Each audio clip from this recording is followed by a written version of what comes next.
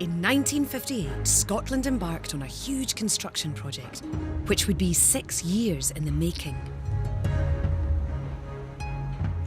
One young filmmaker was given unique access to record the building of this feat of modern engineering. His intimate footage helps tell the story behind one of Scotland's greatest landmarks and provides new insight into our industrial heritage.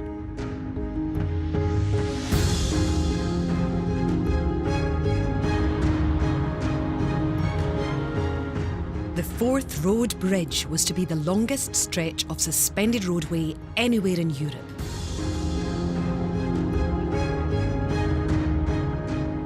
No British engineer had ever built anything like it.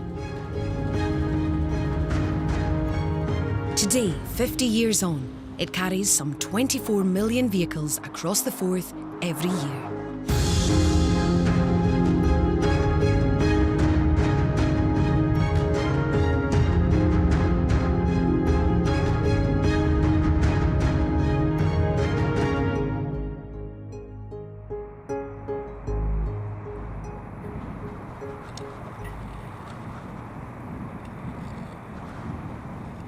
There is always a wee shiver of fear before you start. Not fear, but just a bit of anticipation.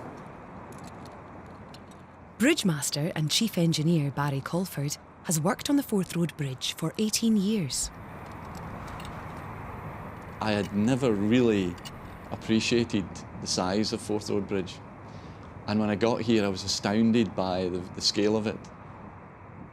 Today, Barry and engineering manager Chris Tracy are inspecting the huge cable from which the road is suspended.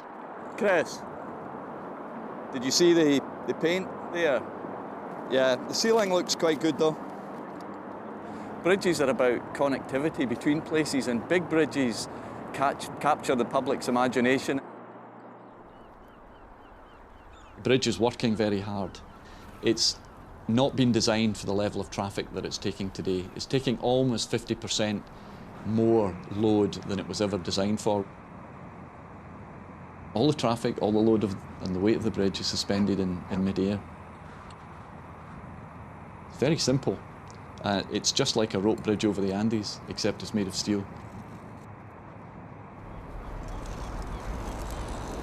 Just flaking a wee bit in places, just a minor areas of flaking on that paintwork.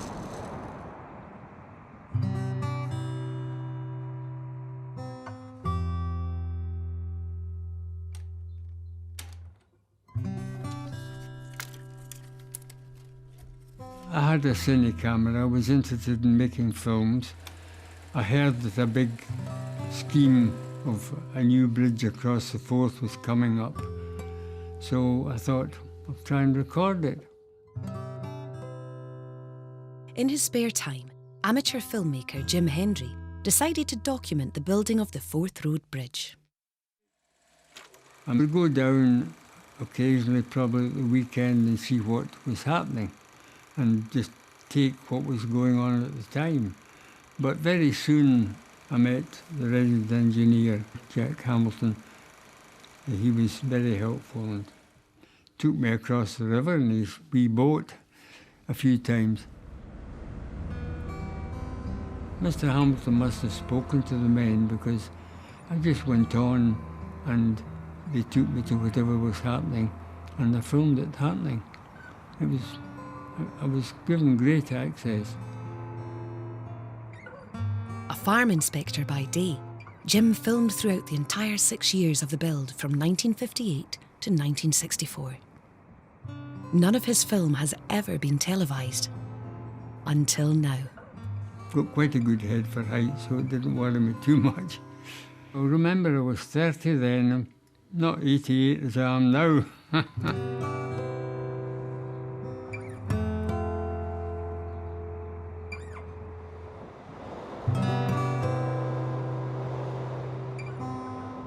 By the time the bridge was begun, a ferry service had been running across the Firth of Forth at Queensferry for almost 1,000 years. At its peak, the service ran every 15 minutes.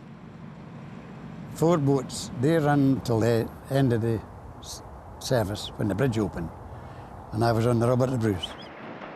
Well, he left from the pier behind me here. There was 2 piers there. One boat was at the south side, one boat was at the north side, and the other 2 were in the middle. So that when your neighbour was coming into the north side, you were leaving. And when you got to the south side and unloaded and loaded again, the other boat was coming in to chase you out again. 4 lanes of traffic from here up, right out to the anchor gates. I started on the ferries when I was 15, and I was there until the service finished, and fair enjoyed it. Between them, former ferry skippers Jim Taylor and Stephen Reid served almost 40 years carrying passengers between North and South Queensferry. When they first mentioned the bridge, I thought, right, it's times I was thinking about something else.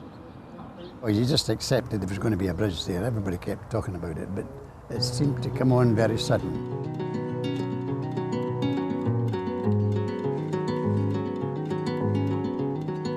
My father had a kiosk on the pier that sold teas and coffees and everything. You were very busy in the morning with the people going to Edinburgh and coming over from Edinburgh. You took roughly 30 cars. You could take lorries, buses, caravans, and passenger, of course. Every day was different, every trip was different. You had different traffic, different weather conditions, different tides. On a Sunday, they would come down from Edinburgh by bus, never had cars, cross on the ferry, that was their Sunday trip. I looked round the village, boat back and a bus to Edinburgh again. That was their Sunday out. We had very many regular travellers. Hundreds of regular travellers. You know, you didn't know their names. You looked at the car coming down the pier and said, oh, here's a tea without milk and a pie or whatever they wanted. You know, you had it ready for them. Probably around about the early 50s, it began to be mooted that there was going to be a bridge in the future. So it just was a very real fear that we were going to lose our livelihood eventually.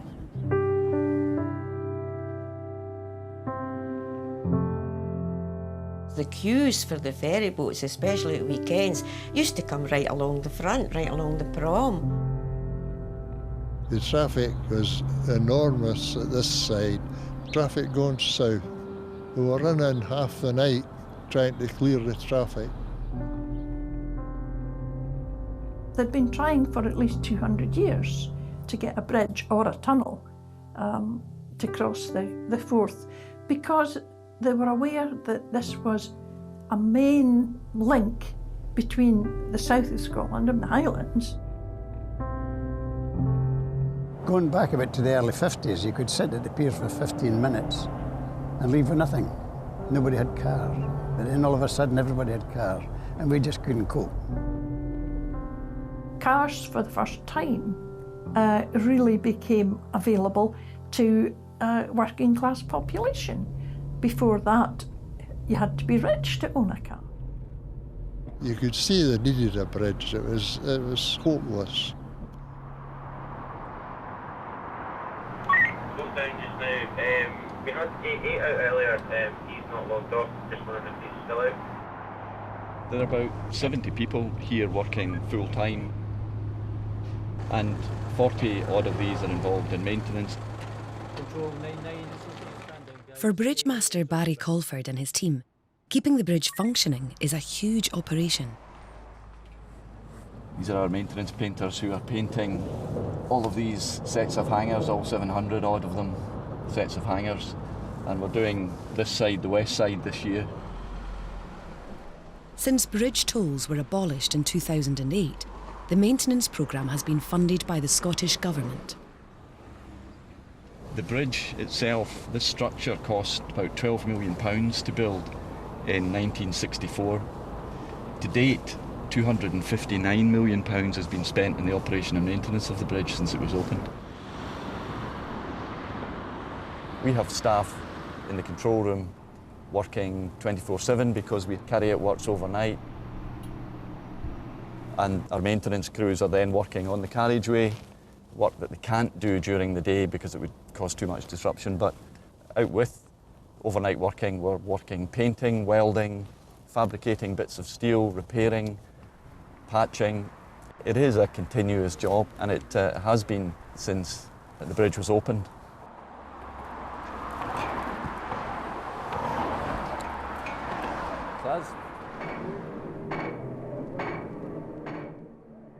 In 1958, the first pile of the Forth Road Bridge was driven into the rock under the waters of the Firth of Forth.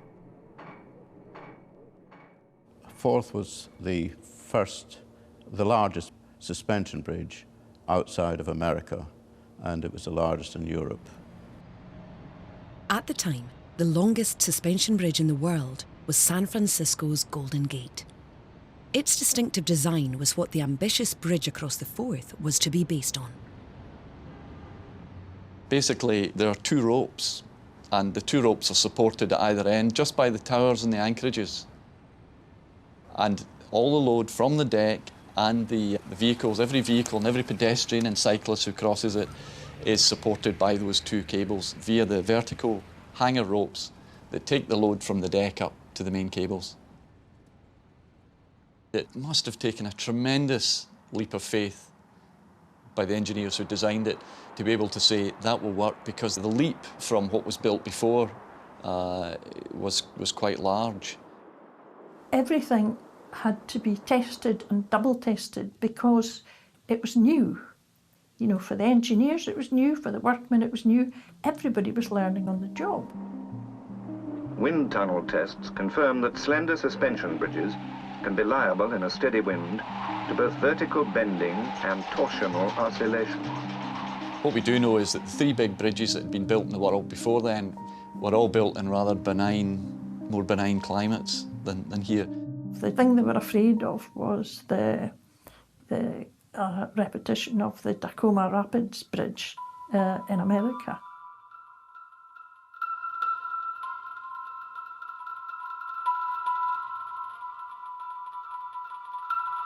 It literally shook itself to bits in gales not half the strength of the ones that hit the Forth.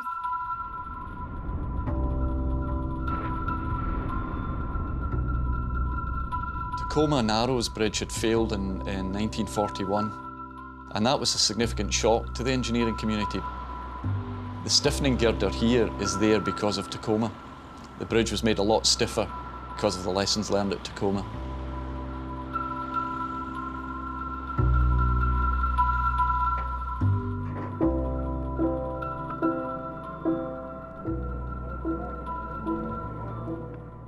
By the time construction began in September 1958, the estimated cost of the bridge with its new approach roads was £16.2 million. No company in the UK was large enough to take on the job alone, so a consortium, the ACD Bridge Company, was formed.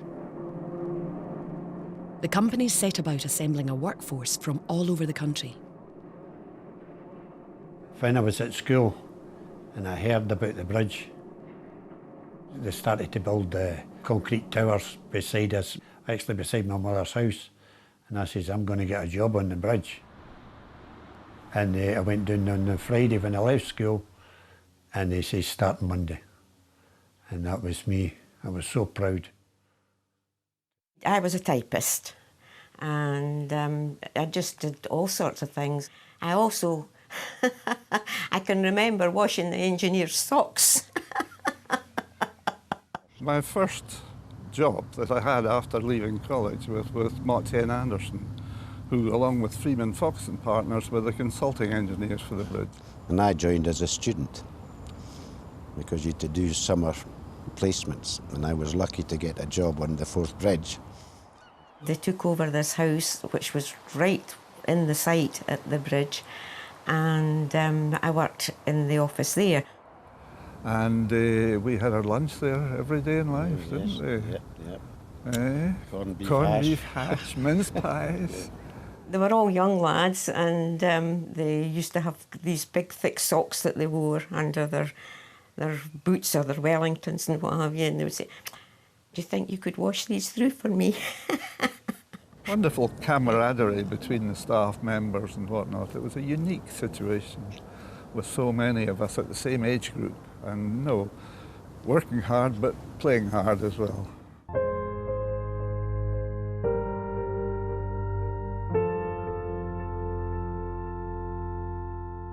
Amongst the first workers on the site was a team of highly experienced deep-sea divers. Generally, there were about 4 divers at a time. There was 2 on the north side, 2 on the south side, working on the cofferdams. The divers worked alone under the deep, dark waters of the River Forth. Their main task was assisting in the building of the huge coffer dams into which the 2 main towers would be sunk. The idea of the cofferdam was to pump the water out eventually, and then the engineers could work in the dry. You had to jackhammer some rock away, or clear stones and mud away to get sandbags or concrete bags in to seal up the leaking parts. And then they put the pipes down through, and the concrete was pumped in. And that was basically the job. And without the divers, that particular job could not have been done. It needed a human diver there to do the jobs that had to be done underwater. Otherwise, it couldn't have not been done. The building of a bridge then was a lot different than how bridges are built now. It was very labour intensive. There was a lot of plant on site, but a lot more labour intensive than it is now. Diving into the Forth, and that sometimes in winter can be very, very cold, and you're as quick as you can get down to the job to get started, because once you started working, you warm up. All divers in Blackwater work by touch. It's just like being a blind person. Filmmaker Jim Hendry was there to document those early stages. Well, trying to build up the story of the whole thing going on. I'm a fairly mechanically minded person, and I'm looking forward myself to each stage coming on.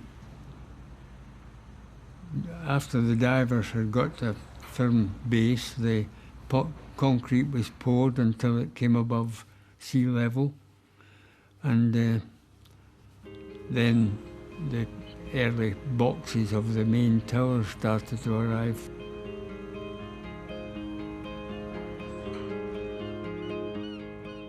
The towers were being erected, and they came in big sections, and one section got lifted on top of another one.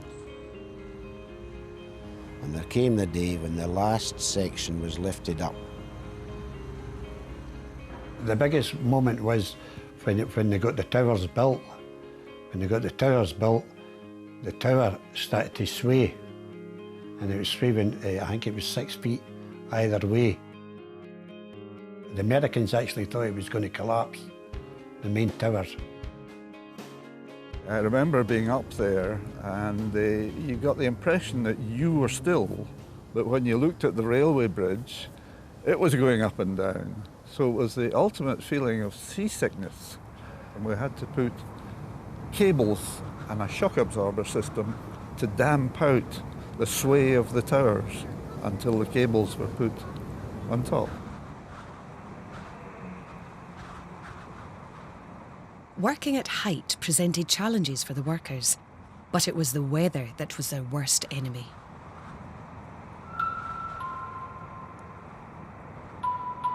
The wind came up. 15 minutes you could have a full-scale storm and just hit you as quick as that. And the whole bridge is jumping all over the place. Really quite frightening when you see masses of steel moving about like how it did. There were a couple of very bad winters. The handholds were coated with ice, and they had to bring in special heating to thaw things out in the morning, and by night time they were frozen up again.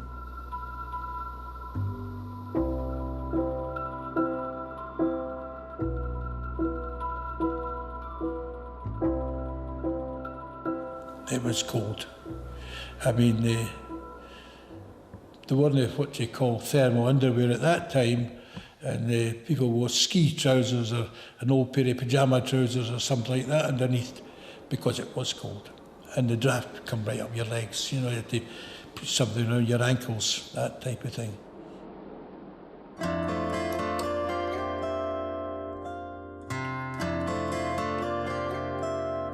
The building of the bridge had a huge impact on communities living on both sides of the Forth estuary. New approach roads had to be built north and south of the bridge, and anything that stood in their path was bulldozed. The only part that we recognise is some of the Admiral's trees. And the smoke. Yeah. The rest gone. For sisters Jeanette Ewing and Anne Turnbull, the arrival of the bridge was to change their families' lives forever. We grew up at Ferrytoll Cottage. It was on its own. Beautiful house inside. All the huge fields to play in, the swamp to play in, and the Forth to fish in. It was beautiful. We were the wild children. The Davises. Everybody knew us. The Davis family had lived at Ferrytoll Cottage on the north side of the Firth of Forth for 3 generations. There was an old harbour where the boats came in, and then the dockyard reclaimed that land that we called the swamp. It's not a swamp. It was our swamp. Ferrytoll Cottage would be over there, wouldn't it?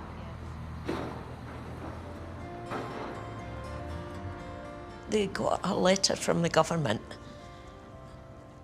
and my father ignored it, didn't he? Yeah, he didn't want to know. And then he got another one saying that you had to get out because there was going to be the building of the bridge. And he just ignored it until it was too late. They were blasting for the new road, for the new motorway Just onto opposite. the bridge. And one day my mother was sitting in the toilet and a great big boulder came flying through the roof and it broke the bath in half. We were at school and then we came home and there was workmen on the roof putting a tarpaulin on it. And my mother was very shaken, wasn't she? She certainly was. We went into the toilet and there was no bath, it was just shattered. And that was that, it just come right through. It was devastating. We found out we were moving to a council house in Dunfermline. All the furniture was either given away, sold or burnt in the back garden, all beautiful antique furniture. Our father would have clung on, roof or no roof. And I think we all would have. Yes. Didn't want to leave us. No. It was a bereavement. It was heartbreaking, wasn't it? Yeah.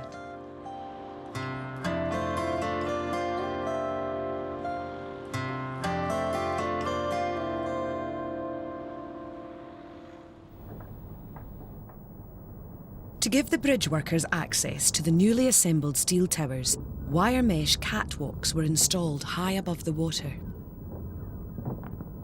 The catwalk is made up of these 20 ropes, wire ropes, with panels 10 foot by 10 foot wire mesh panels, and they were formed into 300-foot trains. The erectors would sit on the mesh panels and jump with their feet to overcome the initial friction to move the panel 10 feet so that the next panel could be put on at the tower top. Actually, the catwalks, Alan, quite it was safe. open mesh, wire mesh, Yeah. but big sides of them. Quite safe. You weren't going to fall off them or anything like that. Unless you bounced down it as we did, because it was bouncy.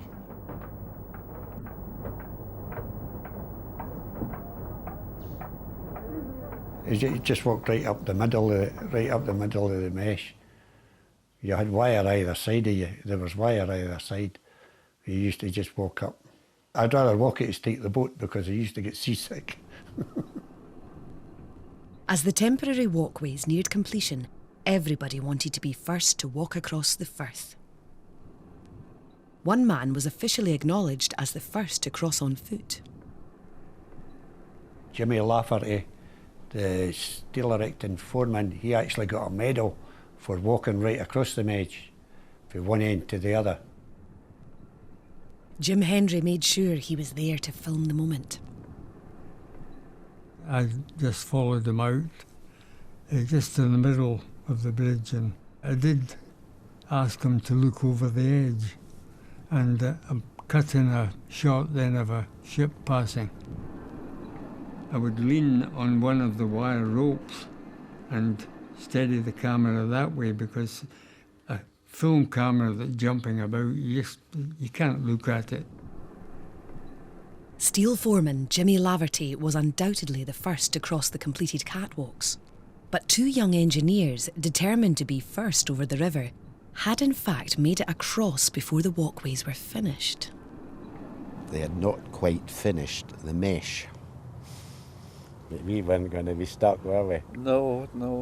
We tight-roped across this wire. Tightrope act down the cables so that we could become The first people to cross the bridge. As we came off the last bit onto the ground, we counted 1, 2, 3 and stepped off together. Well done. So it was first equal. Shake my hand. First equal. It was challenging. The men were out on the catwalks, as I say, for about 8 hours continuous. And one of the things which we did was we had a T-boys with big arms on their back. Kevin Manelli, he used to take the soup up on his back, and he was the T-boy that used to walk right up the catwalk mesh, and delivering them a cup of soup each. It started off as stock on the Monday morning, and by the time it was up on the mesh on a Friday, you needed a knife and fork for this thick, warm soup.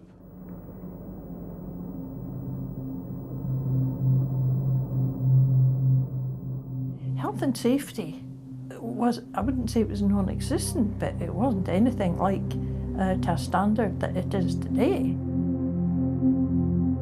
Health and safety regulations were not quite so rigorous in those days. It was all common sense then.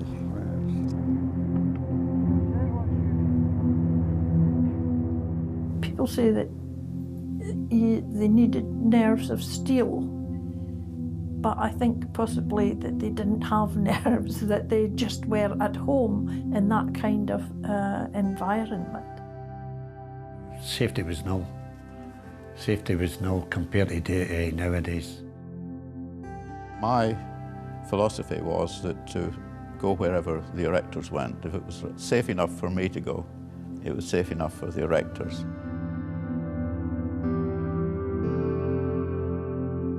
Seven men died in the making of the bridge, but only 4 men died on the bridge itself.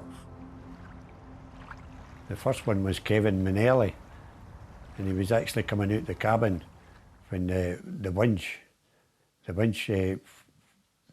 snatch block snapped, and it happened dead centre in the head and killed him that day. And I knew him very well. Me being a T-boy as well. There was 2 fatalities when the safety net collapsed. And you're looking over the bridge, you couldn't do anything, you just looked. And one of them was hanging on the scaffolding batten. He lived. Bobby Orr, I was actually speaking to him that morning before he went up onto the bridge. And I told him to be very careful, Bobby, when you go up there. And it was a toss-up between him and Eddie Rose, who went up, and Bobby says, I'll go up. And he went up and he lost his life. So Eddie Rose packed in a fortnight after it. He finished up a fortnight after it. We were all floored because we all knew one another. Total gentleman. Not like a steel erector like the rough and ready. He was a total gentleman. Wee moustache and that, you know. He was quite a guy. Quite quiet, but I couldn't believe he was gone, you know.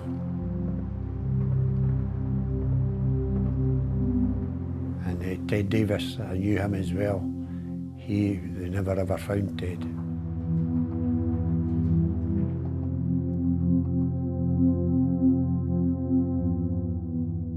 The 22nd of June 1962 saw the single worst accident of the whole bridge project.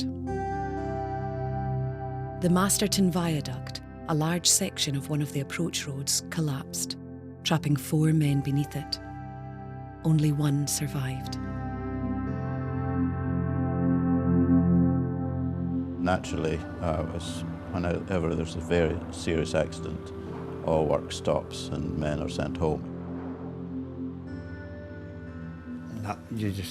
Nobody thought about a safety belt. You just go up and walked along the steel and all the rest of it. But now you've got to have your lanyards, you've got to be hooked on it all times you have to, which is a good thing.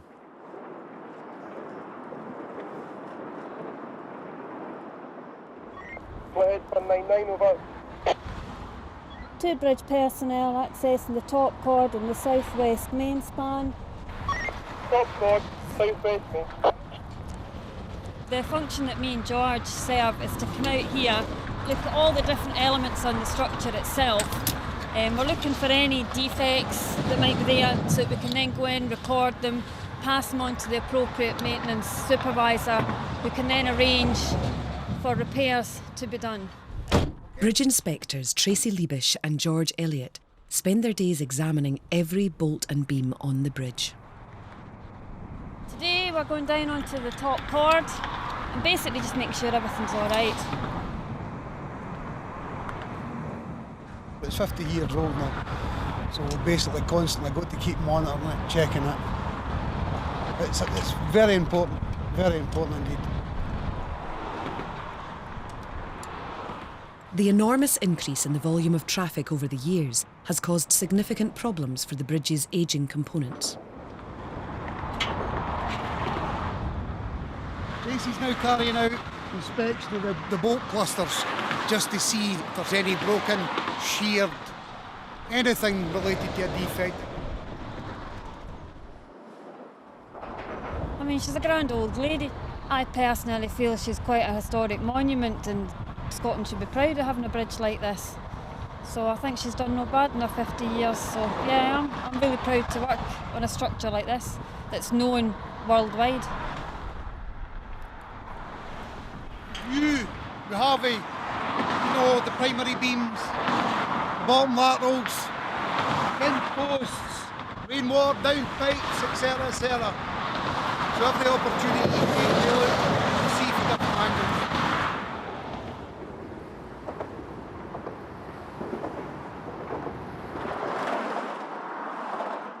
Whilst small parts can be readily replaced, some much more significant work is needed underneath the road. Users can't see it, but underneath the deck there are joints which are wearing out, and there's over 700 of them. Beneath the suspended carriageway, many of the steel joints are so worn as to need replaced, a problem which enhances an already distinctive part of the bridge's identity.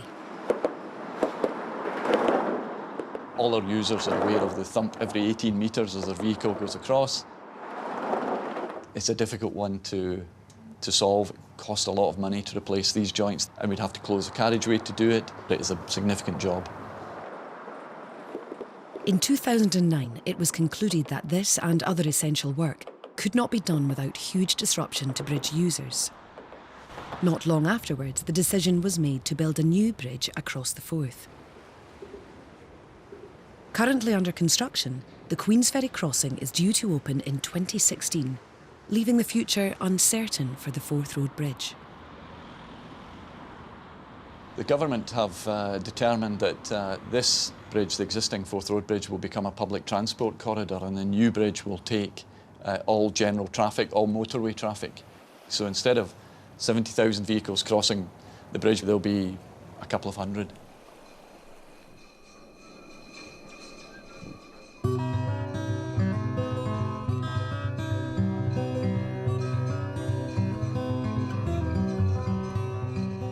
I certainly remember when they spun the cables to go over the bridge.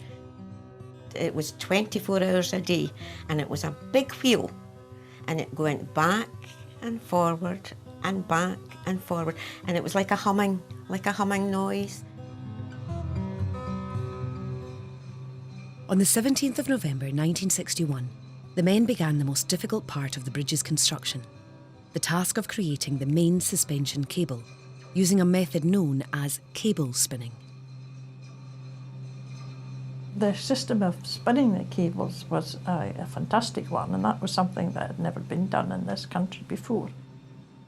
It was an American idea, using a wheel to take the strands across the water. That was a new technique and was very successful. The main cable is made up of over 11,000 steel wires. The process of spinning the cable involved each individual wire being carried across the Forth via a large pulley system. Workers on the catwalk guided it into place round the clock. It was night and day. It was night and day, the wheel, because I used to hear it for the house going across. You can hear the rattle of the wire going across. At either side of the river, as the wires reached their destination, they were embedded in concrete plugs known as anchorages, created to hold the bridge up. The creation of the cable anchorages involved blasting a huge tunnel into the rock on both sides of the river. When they were blasting out the anchorage at the south side, they took me over and took me down the anchorage chamber in a tub, bucket, and it was on rails down into the anchorage. And I got a waterproof and a hard hat and clambered into this bucket. And I always remember it was the water dripping out of and it was like a big cavern. And that was what they filled with concrete, and that's where the cables went in.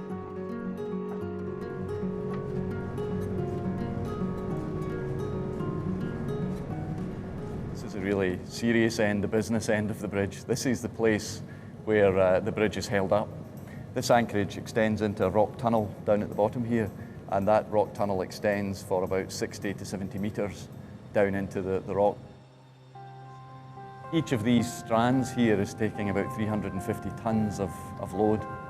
So that's trying to pull this concrete plug out of the ground.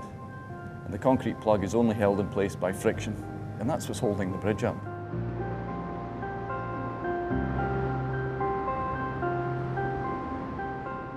The spinning of the cable took 9 months, with some 30,000 miles of wire being carried back and forth across the water, often in high winds and extreme conditions.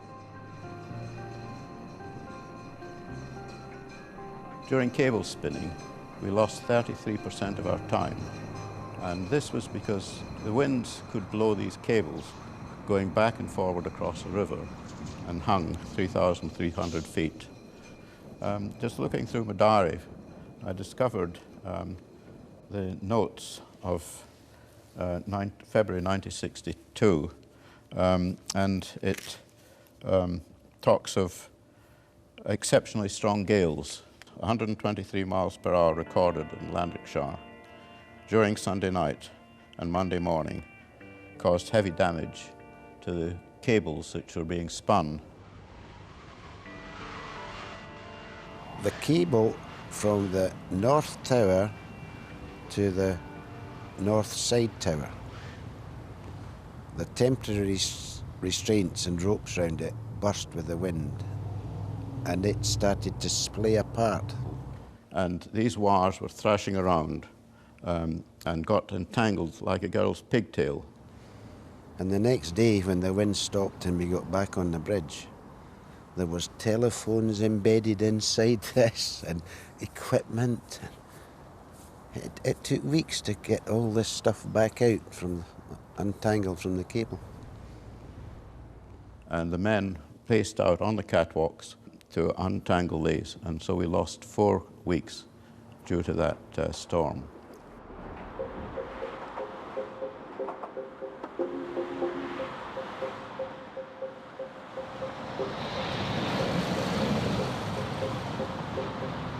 It's getting up to the point of early afternoon. We're starting to get traffic building up for peak. Peak can start any time after 3:30 and finish after 7:30, 8 o'clock at night. Northbound, we're maybe about 10 minutes on the northbound.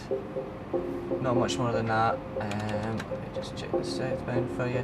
Southbound's running fine, there's no queues or delays there. Okay, doke. Cheers then, bye now. Bye.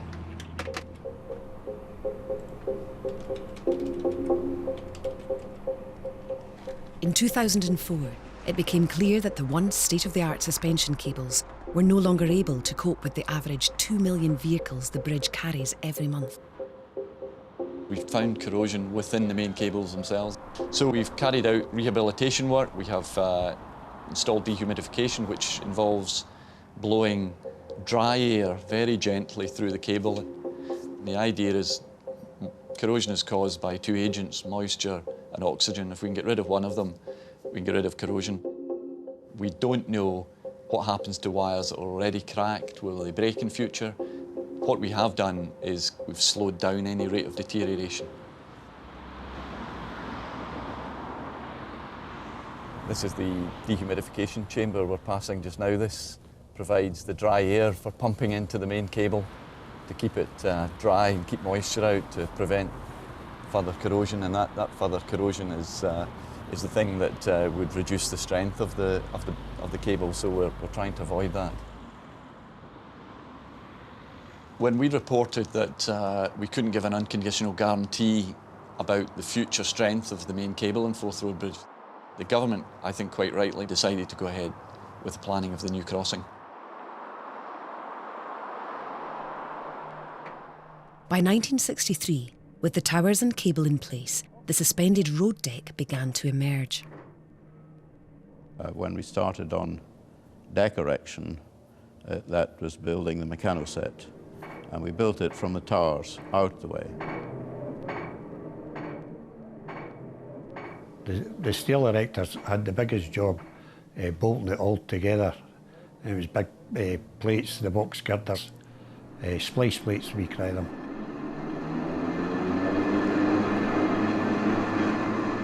I certainly can remember thinking, is it going to meet in the middle when it stretched out over the water? This is a precision piece of work. You see them coming out bit by bit, and it's like almost like digging a tunnel. You know, you wonder if it's going to match up when you get to the point. I was there going across in a boat when the two ends were meeting in the middle, and the bridge was actually whipping a bit. Two open ends were just whipping. A funny old sight. Would the bridge come down and that type of thing was in your mind?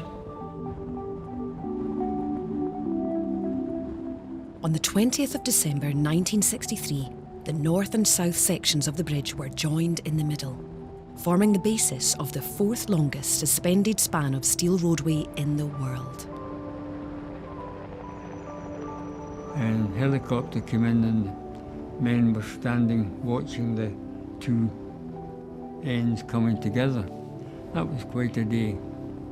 I think I had to struggle to get a decent place to put my tripod that day.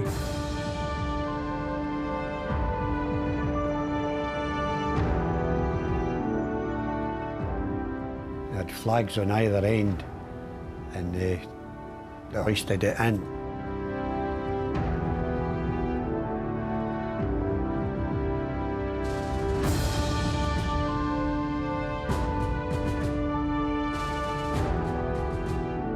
And it fitted perfectly. And to see them just clicking into place is fabulous.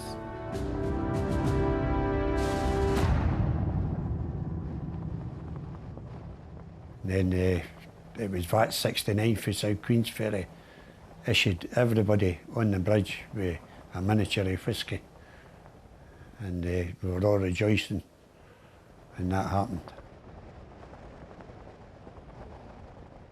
People who built the bridge and the engineers who designed it without computers, with 7-figure log tables, It's quite incredible how well it's built when you look at what they had, the tools they had to do it with.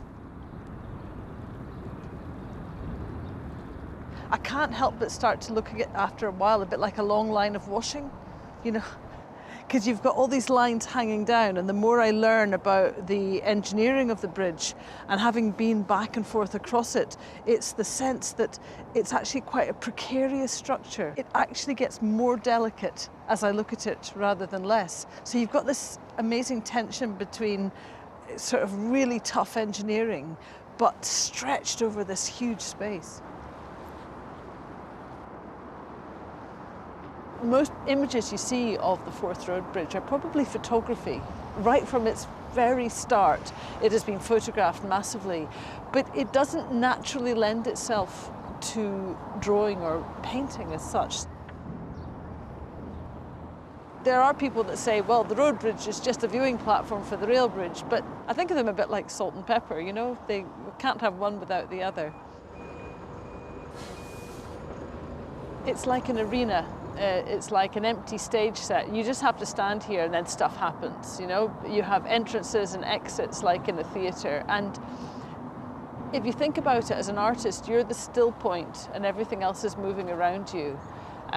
So a lot of the work that I'm doing with the road bridge is more about the act of crossing as it is about the structure of the bridge as an object. It's the fact that you're heading from the north of Scotland to the south of Scotland and back, and it's that linking of communities and people.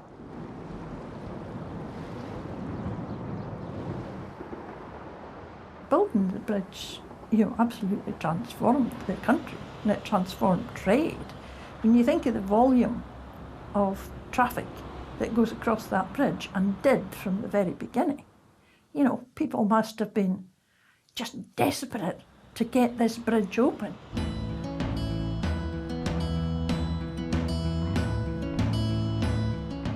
To go to Dunfermline was like a day out, because you went on the ferry boat, whereas now you can get over to Dunfermline in about 20 minutes, half an hour. I think it opened up the whole of Scotland for a lot of years after that. Everything came good. A lot of work came into Fife through it.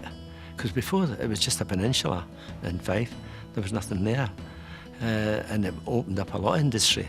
Really, really did. For Fife itself, it increased the volume of companies that were willing to put up factories, because the trucks could get back and forward a lot easier, and bigger trucks, rather than they had on ferries. So yeah, it made a big difference, especially on the Fife side. The Forth Road Bridge was finally completed in 1964 and was ready for its grand opening on the 4th of September.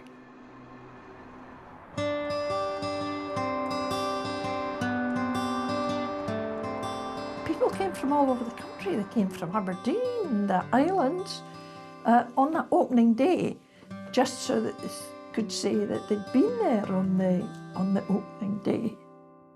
And of course, the whole thing could have been a shambles, because that day dawned absolutely solid fog.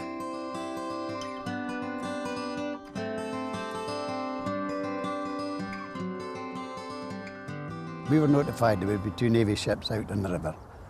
And when we came down in the morning, you listened and there's a ship lying at anchor, it rings a bell, one there and one there, and then we started sailing in the fog, out and in them with a compass. It had been arranged that the Queen would drive over the bridge, then get on the ferry, and then review the fleet which was anchored under the bridge. I was actually on the flagship. We were underneath the bridge.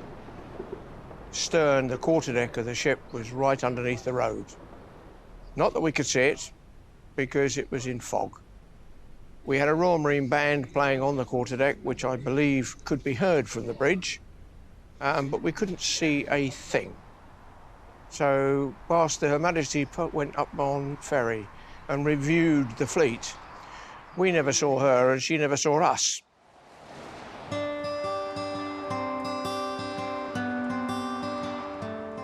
It was really foggy first thing in the morning, and we thought, oh, this is going to be a disaster.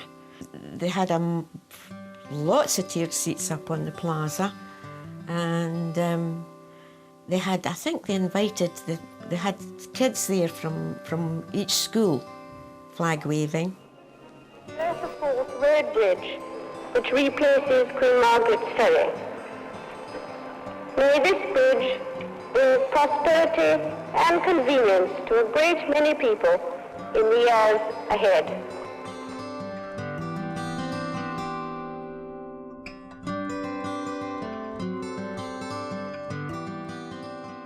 I got the privilege of hoisting the flag for the Queen. And just as the Queen was coming across at 11 o'clock, the fog started to lift and we could see her car no bother. And we were hoisting the flag. We were looking down, watching her coming across. I had mixed feelings on So that day, did actually. I. That's our job. There was a feeling of pleasure to have been involved and finished the project, but sadness that it was all over and done with, and we all broke up and went our different ways. When I'm working on the bridge, it is my bridge. When the Queen cuts a tape, and everybody owns it then. I was 18 at the time when I hoisted the flag. It was a great feeling. 3 weeks after it, we got paid off. That was the bridge finished. We've got another 3 weeks at it, another 3 weeks. We all shook hands and all went our different ways. There was a mad dash, of course, for everybody to drive over it. You know, everybody wanted to drive over it or be the first to get over or be one of the first to get over the bridge that day. We didn't have a car then. With the exception of the Queen, every car across the bridge had to pay a toll of 2 shillings and 6pence. The presence of the toll booths led to some unforeseen problems. That was the biggest traffic jam that was ever seen in Scotland. 25 miles, the queue stretched back. All the approach roads were blocked solid. People were stuck for hours. People were getting out of their cars and sitting on the grass verges. On the day the bridge opened, the ferry service, which had sailed across the Firth of Forth for generations, closed forever. We'd been warned long enough. I mean, it took 4 or 5 years to build the bridge anyway, so you kind of knew that something was going to have to change. It was a sad day when the ferries finished. The 4 boats lay here for about a week between these pillars, these piers out there, and they looked very sad. You know, that was finish of early with them. When the bridge opened, the pier shop, the kiosk on the pier had to close after 21 years. So it was a big part of our lives. I mean, we lived down there really, and all of our family worked. My mother and father, my sister, myself, did work in it, you know.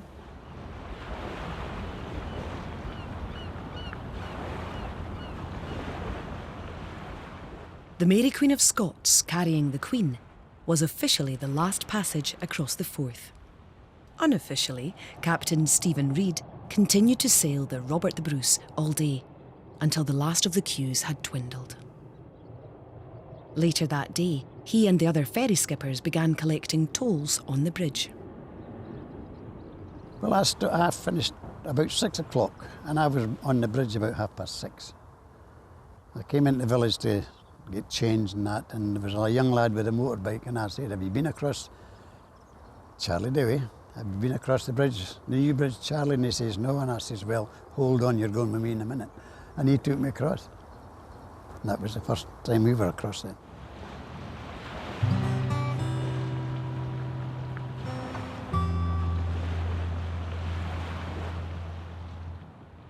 After Jim Hendry had completed filming at the Forth Road Bridge in 1964, he edited his film together and put his camera away for good. His resulting film, The Long Span, has never been seen on television or in a cinema.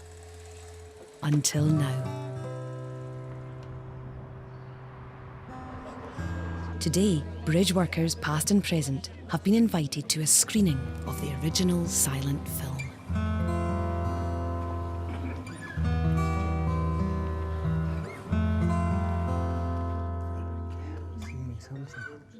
I'm pleased that it's being seen by people, and it's amazing that 50 years have passed since it was finished. I just can't believe that.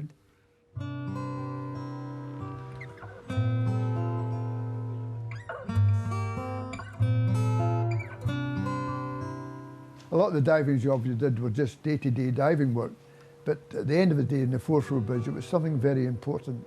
There's a structure that people see, which again you think, well, I've left something behind when I go. A lot of memories with the people, you know, good crowd, really good.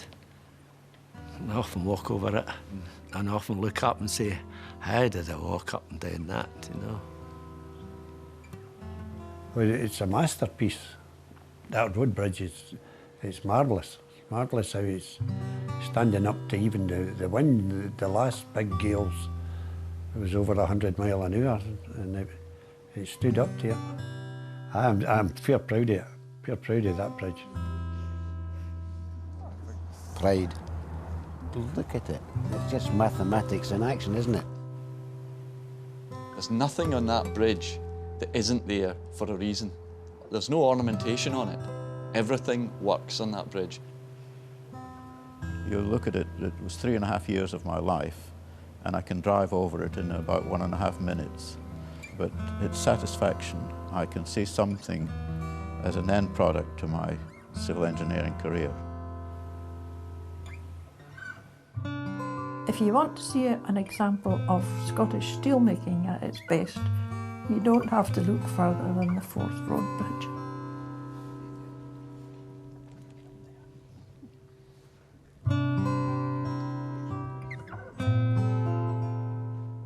I felt it was quite a privilege to be allowed to go about any of the workplaces that were busy at the time.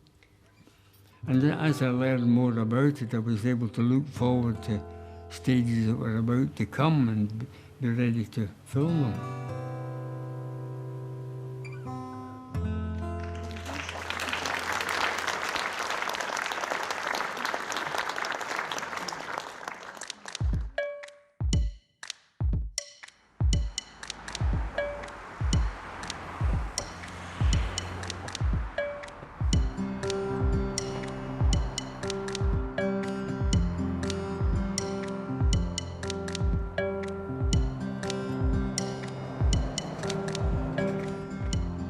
We all think it's our bridge. Hear people speaking about it as if it belongs to them. Of course, it doesn't. It doesn't belong to any of us, but it's fantastic to think that people, all the people who work here, feel that way.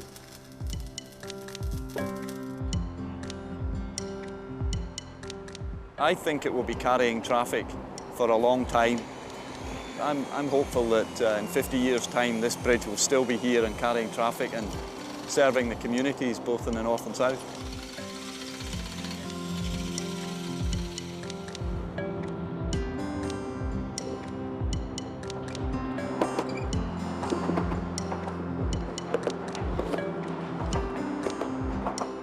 Da-dum, da-dum, da-dum.